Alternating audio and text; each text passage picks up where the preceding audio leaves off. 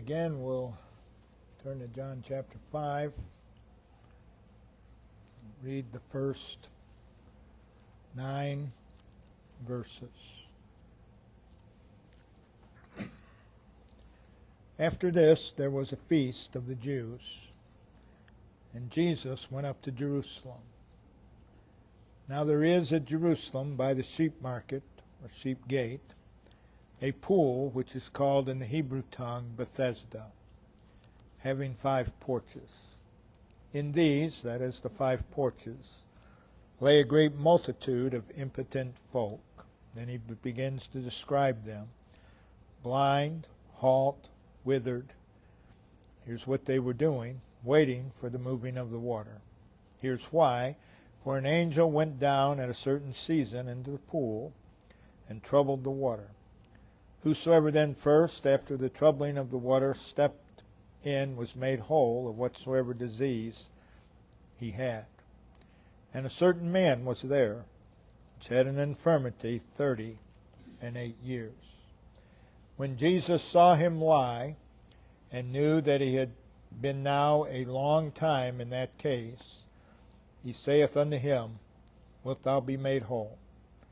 The impotent man answered him, Sir, I have no man, when the water is troubled, to put me into the pool.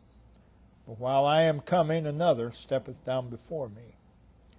Jesus said unto him, Rise, take up thy bed, and walk. And immediately the man was made whole.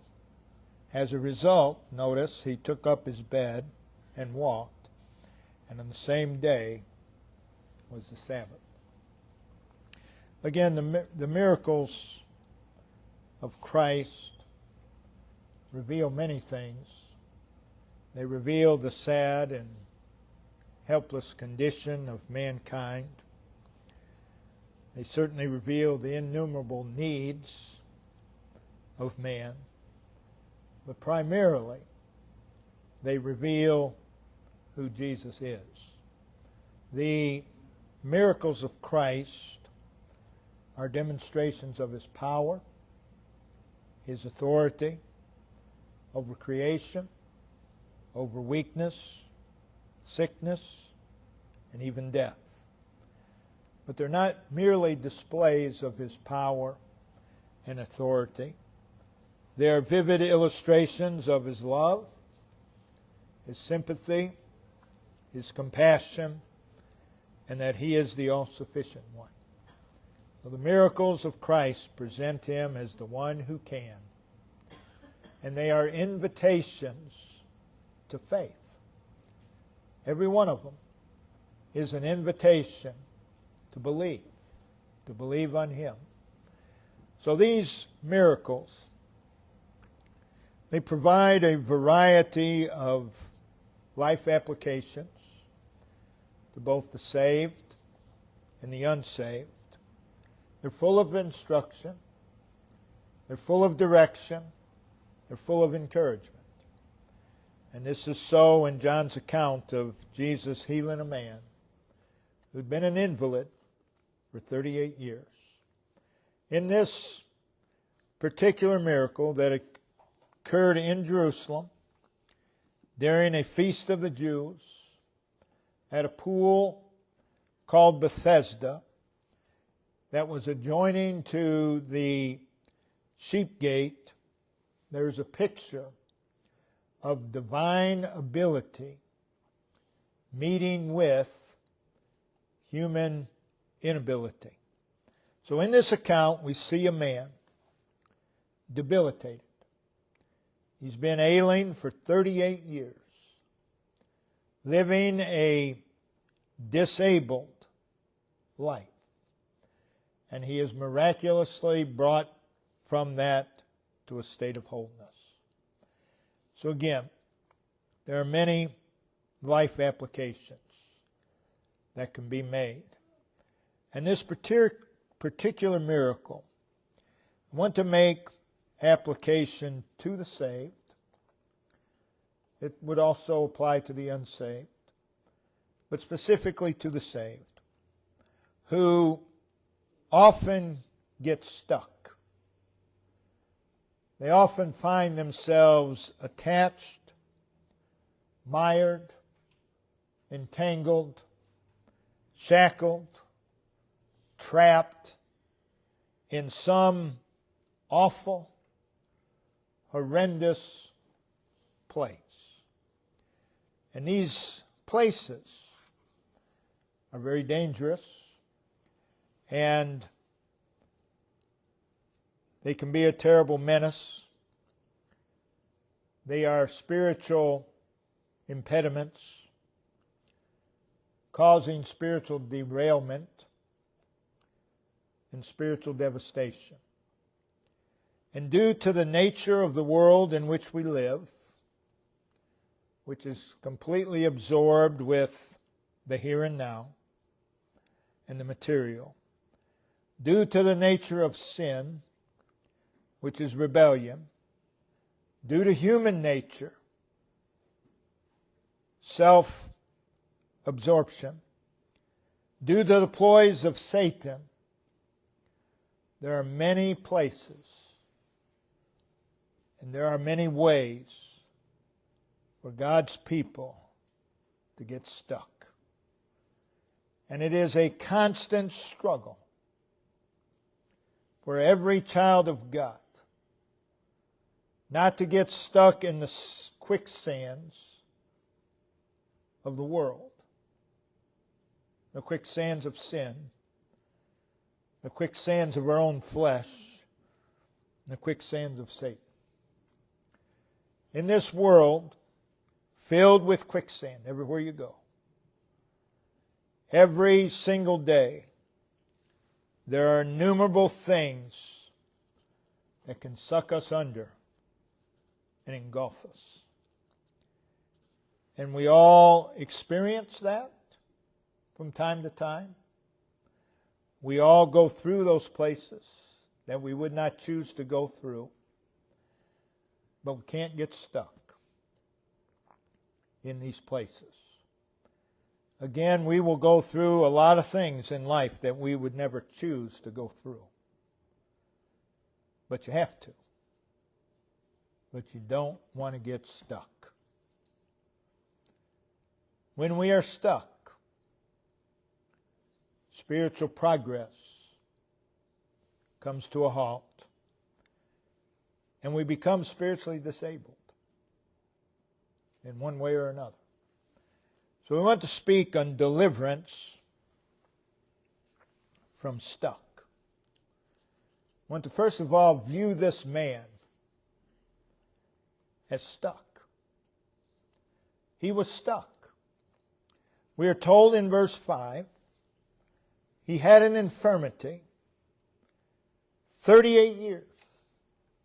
For 38 years, he had this disability, this impairment. We're told in verse 7 that he was impotent, meaning that he was powerless. He's unable. Due to his condition, he's in a state of debilitation and decay. We're told in verse 6 that he was just lying there in that condition, and that his condition had rendered him ineffective, unproductive. We're told in verse 6 that this man had been now a long time in that case. He was stuck. He was shackled. He was trapped. And he had been this way for 38 years. For 38 years, as you read the record, this man had been a crippled. That was his problem. Unable to live life as he pleased, as he desired. How sad are those words. He had been now a long time in that case. As we've said in previous messages, we're not told at what point in this man's life that he became infirm. Almost everyone assumes that he was born this way, but you have nothing to base that assumption on. So we're not told at what point in the man's life he became infirm. Perhaps he was this way all his life. Perhaps there was a time when he was in vigorous health. But regardless, for 38 years, he's been stuck in a terrible condition. This man is a picture. He's a picture of a lot of things. But he's a picture of many a child of God who are stuck. They, like this man, are spiritually disabled. They are in a state of spiritual paralysis. They are dysfunctional. They are ineffective. They are unproductive spiritually. Stuck. And many have been a long time in that case. Long time in that case. So let's observe this man. He lived among those who were stuck. He was part of the multitude described in verse 3. A multitude of impotent, blind, halt, and withered. And there he is. Who's he communicating with? Those who are stuck. He was in communication with others who were in the same or worse shape than himself. That's who he's communicating with. People who are stuck, that's who they communicate with. They don't want to communicate with those who aren't stuck. They offered him no real comfort. They offered him no real help. They, like him, were in a desperate state, shackled in their own prisons. Not necessarily the same prisons, but shackled in their own prisons. Does it matter which prison you're in if you're in prison? Probably not. And as they conversed with one another, I imagine they shared their gloom. I imagine they shared their stories of pity and their disappointments and their hopelessness. And what they did was they pulled each other further into stuck. They pulled each other further into despair. They pulled each other further into unhealthy thinking. The person that pulls you into unhealthy thinking is not a friend. That's an enemy. They're not doing you any good. So I imagine they're sharing their tales of gloom, but a culture is being created. In that multitude, a culture was created. And that culture only increased their degree of stuck. Beware. Beware of people that pull you further into stuck in the name of help. Beware of people that pull you further into stuck. The danger is, once we're stuck, we tend to be drawn to others who are stuck. People who aren't stuck make us mad when we're stuck. We don't want any part of that. I want someone to share my misery. And when we're stuck, we're not only drawn to people that are stuck, but people that are stuck are drawn to us. And people that are stuck share a common mental state that keeps them stuck. Misery loves company. Oh, how true. Oh, how true. And there is a culture of stuck. So let's consider the mental state and attitude of this man. The man, after 38 years, had learned to live in his condition. There's no doubt about that. A certain man was there which had an infirmity 38 years.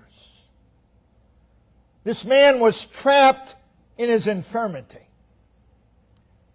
It affected every part of his life. And with every aspect of his life impacted and influenced by his condition, he's lying there, powerless, unable, ineffective, unproductive, and he had been now a long time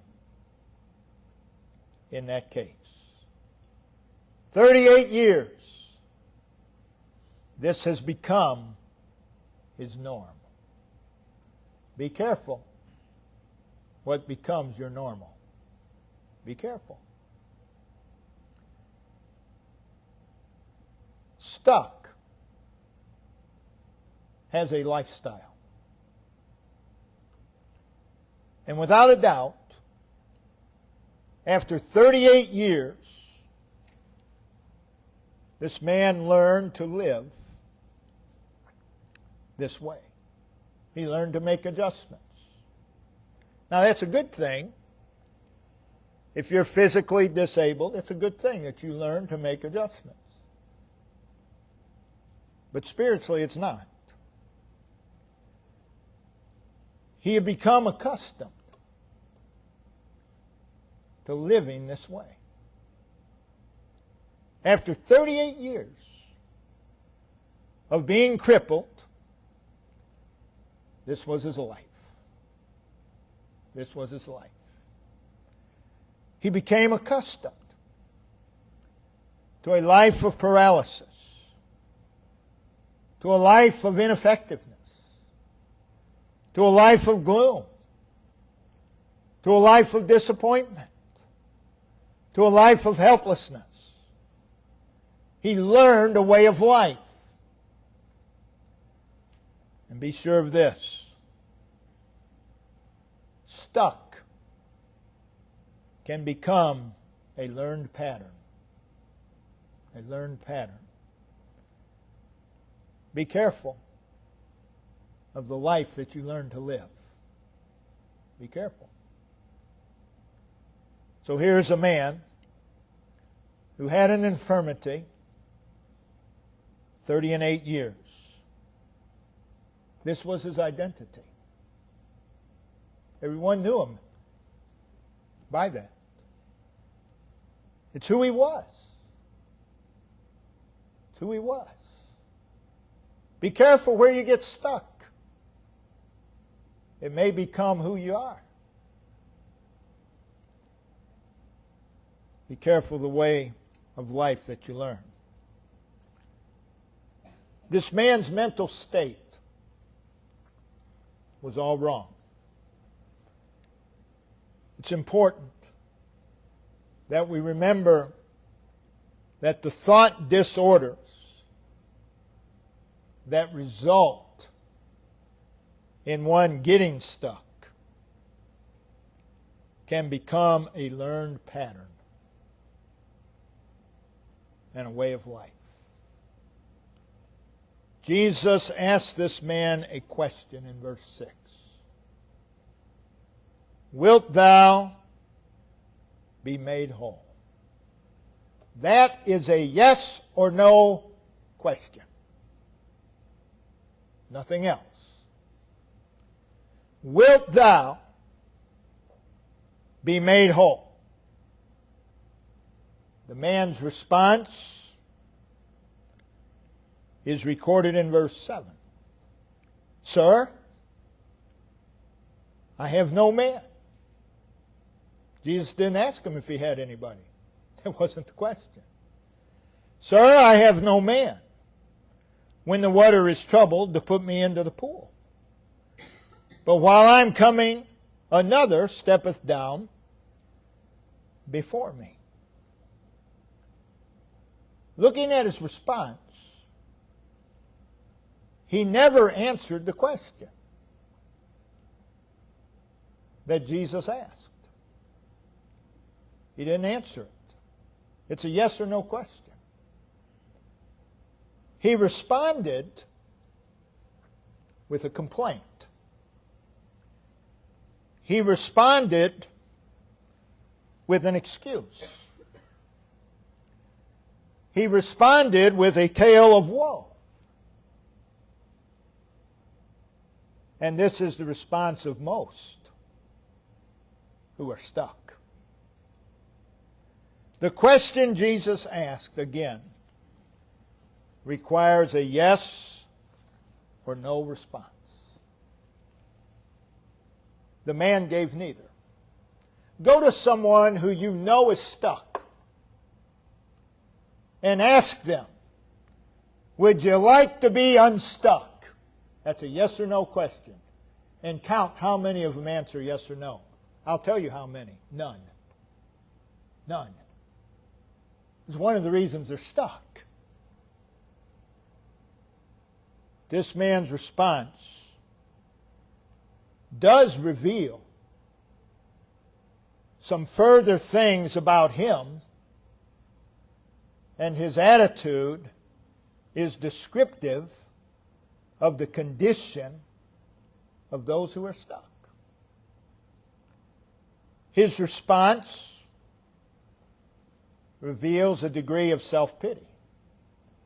Listen to those who are stuck. You'll always hear self-pity.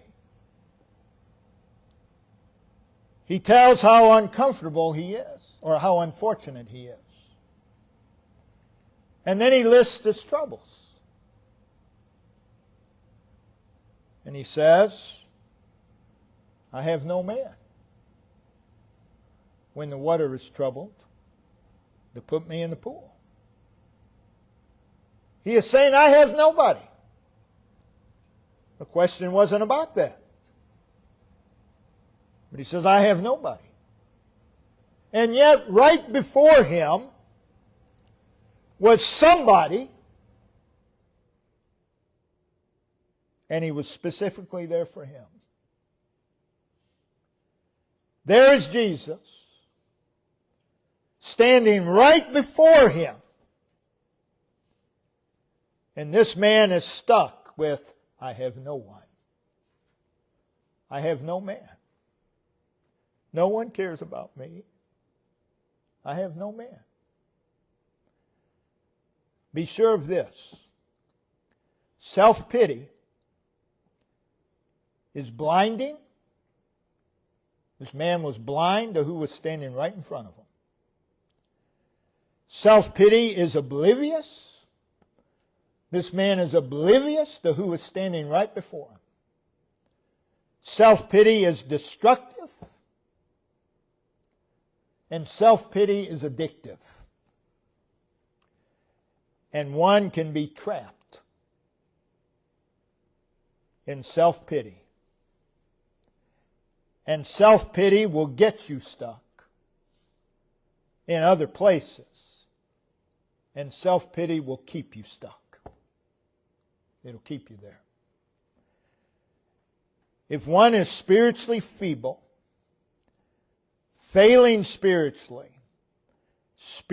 disabled, the easy thing to do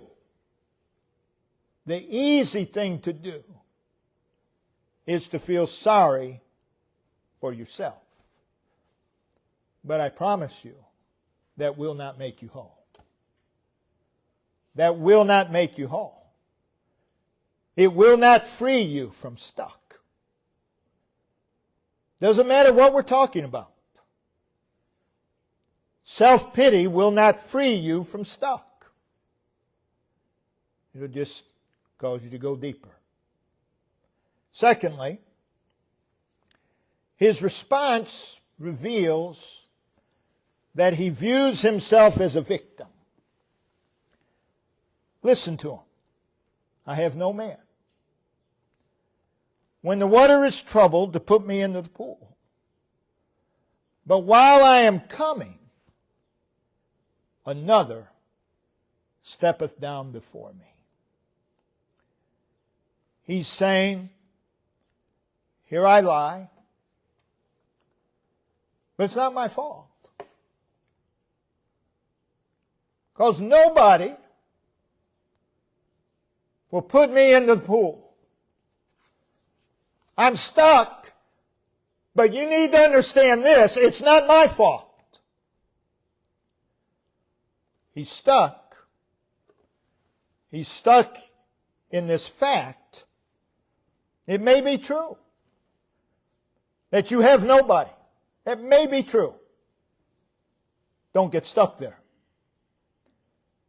And it is a fact that this man had nobody to put him into the pool. And he says, there have been times when I've struggled to make my way to the pool and somebody steps in front of me. It's not my fault. It's his fault. It's her fault. They always step in front of me. You see, this is aligned with self-pity. He views himself as a victim of circumstances. And there are many a child of God who are in terrible spiritual shape. And they are stuck, and they are mired, and they are entangled, and they are shackled, and they are trapped in some terrible places. But in their minds, they are victims of circumstances. Victims of the acts and behaviors of others. And therefore, whatever it is that they are stuck in their mind, in their view, it's not my fault. It's not my fault. It may not be. But you can't get stuck there. Again, lest we be misunderstood, there are real victims. A victim is an injured party. A victim is a recipient of wrong. There are victims, true victims, such as people who've been robbed, abused, raped. These are certainly victims. But being a victim and taking on victim status are two entirely different things. Being a victim and being stuck in victimization, two entirely different things. So we're not denying that there aren't victims. There are. They're everywhere. In fact, everyone has been a victim at some point in their life. You've been mistreated. You've been injured by another to no fault of your own. Those who take on victim status feel that they are not responsible. They are not accountable for the lives that they live after they've been victimized. They use their victimization as an excuse for their lives. They often feel, again, I'm not saying everybody, I'm talking about those who are stuck. They often feel that they're entitled to self-pity. or wherever they may be stuck. And there'll be plenty of people that come around saying they're helping, but who will agree, yes, you ought to feel sorry for yourself. Poor you. That's not going to get you unstuck. They feel that they're not accountable spiritually for living lives of defeat and failure. After all, it's not my fault. It's brother so-and-so's fault. It's sister so-and-so's fault. It's your fault if you're stuck there. Like self-pity, victim status is both destructive and addictive. And it will get you stuck. It'll keep you stuck. And will not deliver you from stuck. The attitude of stuck is that of a perpetual victim. That will not make you whole. His response also reveals that he had given up hope.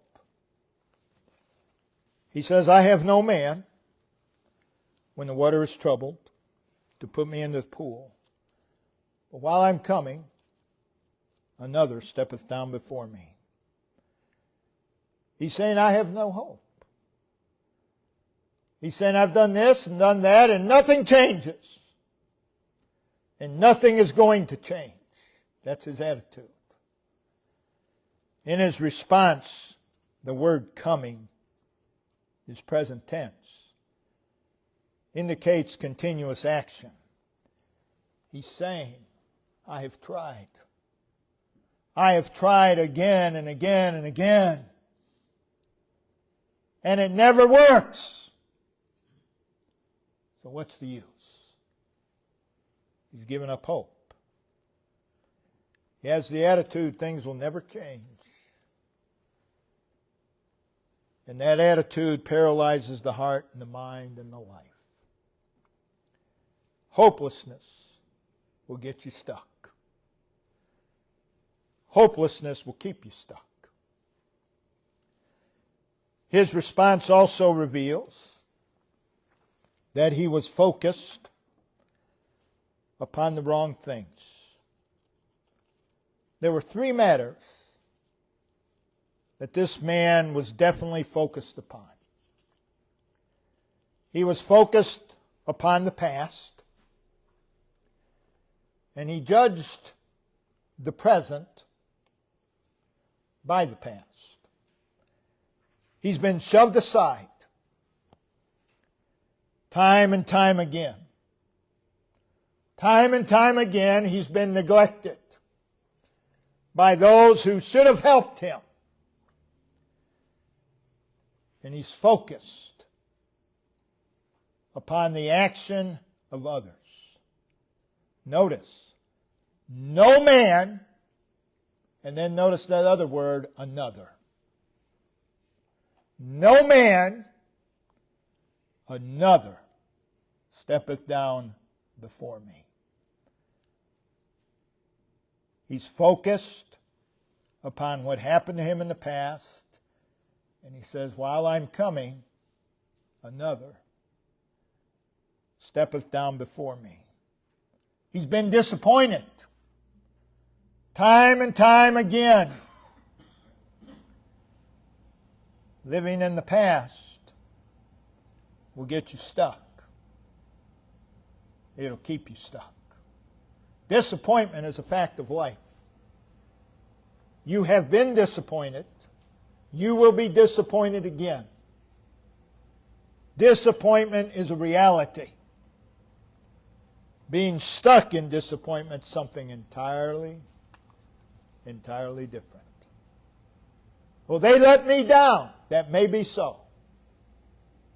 But don't get stuck there. Don't get stuck there. He was focused on what he perceived to be the problem. We hear him say, whenever the water is stirred, I try to get in the pool. I try. But nobody will help me.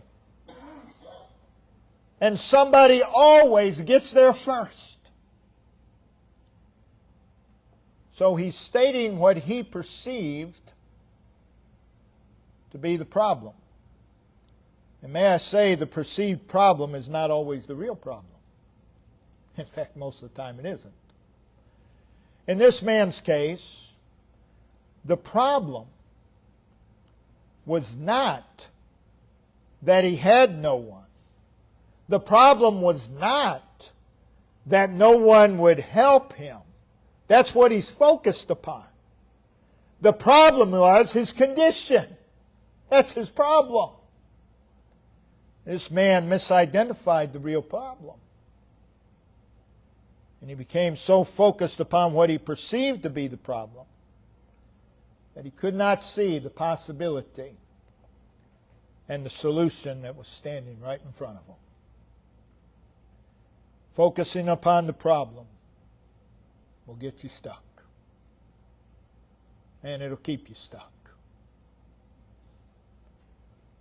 He was focused upon a physical solution and was waiting for something to happen. His mindset is, if I could only get into that pool, all my problems will be solved. And my life would be so much better. He's thinking, if I had someone to put me in the pool, and if people weren't so self-centered, always stepping in front of me, all my problems would be solved. All your problems will never be solved. You can get that out of your head right now. And my life would be so much better. He's waiting for something to happen. And he perceives that if this happens, it will change his life. And he's stuck in that it hasn't happened yet. And he's convinced it probably never will happen. And yet, standing right before him was his only hope.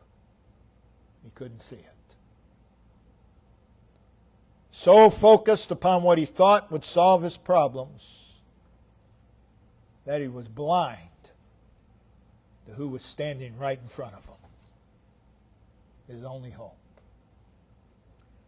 Fixated with the wrong problem and solution.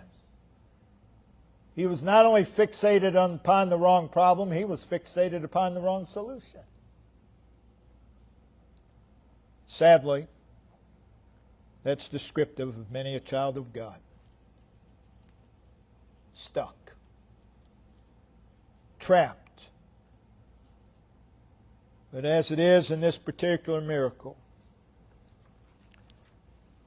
Jesus can meet us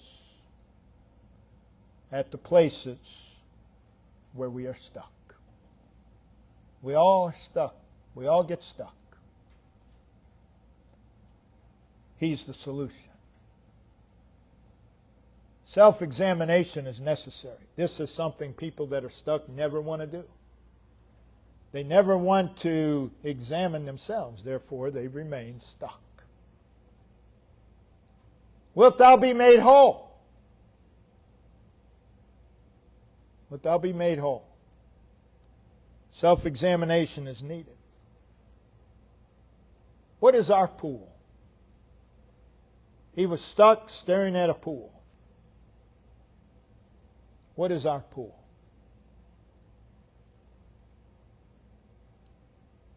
What is the thing on which we are fixated? What is the false hope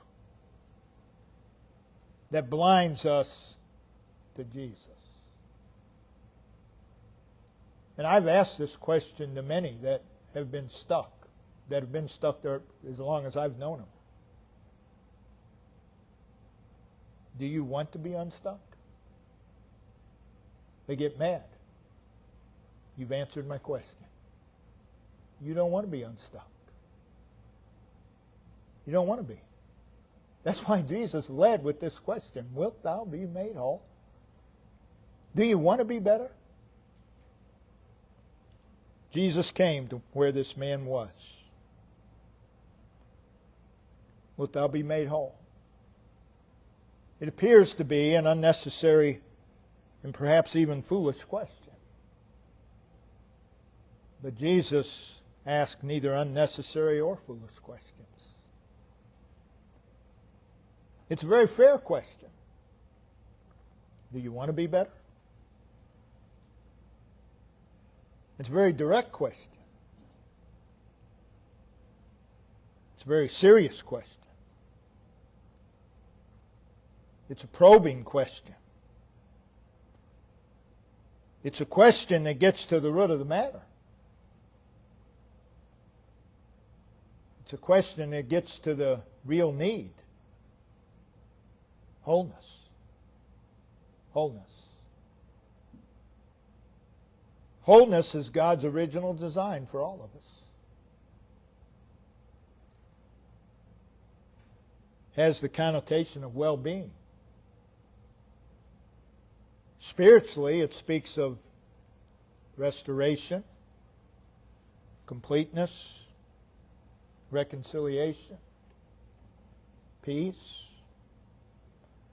It's a state of harmony with the Lord. Do you want to be in harmony with the Lord? Oh, I want to, but I have no man. And then there's those other people. Do we want to be aligned with the Lord? Oh, the need for spiritual wholeness amongst God's people. And this wholeness will fix stuck, as we see in what's before us. So Jesus comes to this man. He's been lame for 38 years. Says, wilt thou be made whole? It's a question about desire. It's a question about desire. It's a heart-searching question. Do we want the Lord to heal the parts of our life that need healing? There isn't any one of us here that don't have parts of our lives that need healing. The question is, do you want it? Or have you so learned to live that way that it scares you not to live that way? For all who are stuck, it's a very self-examining question. And again, I've learned through 50 years that those who are stuck usually don't want to examine themselves. Do we want to be made right? What is our response when Jesus comes to us and says, do you want to be made right? Well, I have nobody. And every time this is a yes or no question. It's a yes or no question. Do you want to be made right? Well, brother, so do you want to be made right? Has nothing to do with anybody else. Do you want to be made right?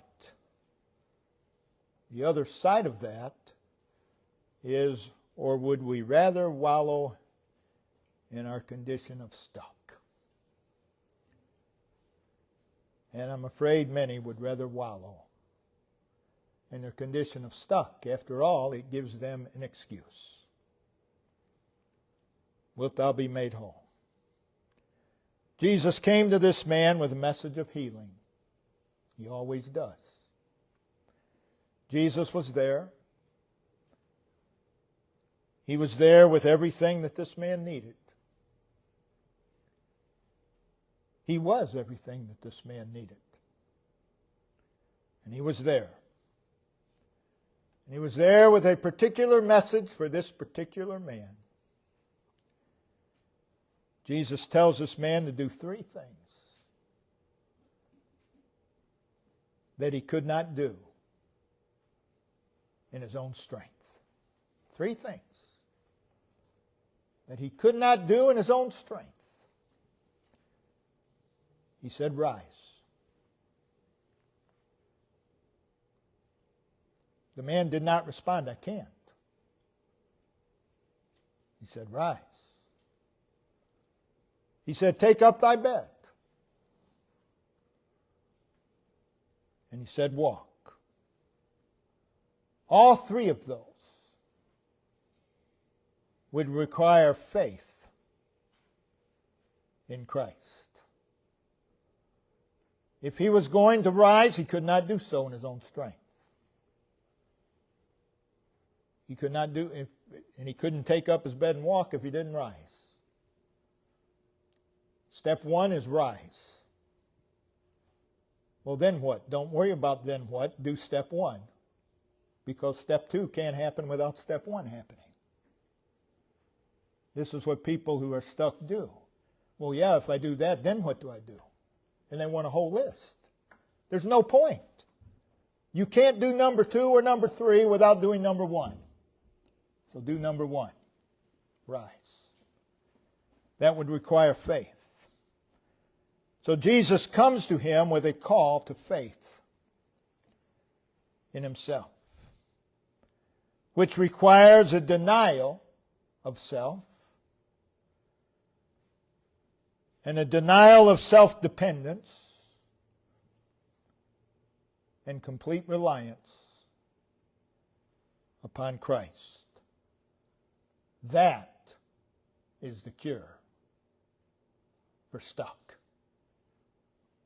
The result of Jesus saying to him, rise, take up thy bed and walk, is declared in verse 9.